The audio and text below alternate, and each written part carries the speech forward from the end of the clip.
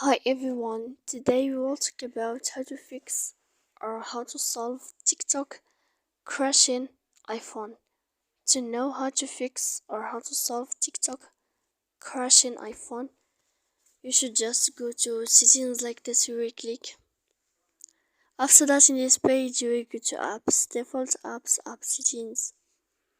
When you will see this list, you will go down to find the application of TikTok and you will enter. Then in this page, you should to go to click for stop. When you will end this, you will enter to storage. After that, you will click clear cache. Then you will go to click clear data. And when you will end all this stuff, as you see, you can update your application. So please don't forget to support us by like and subscribe.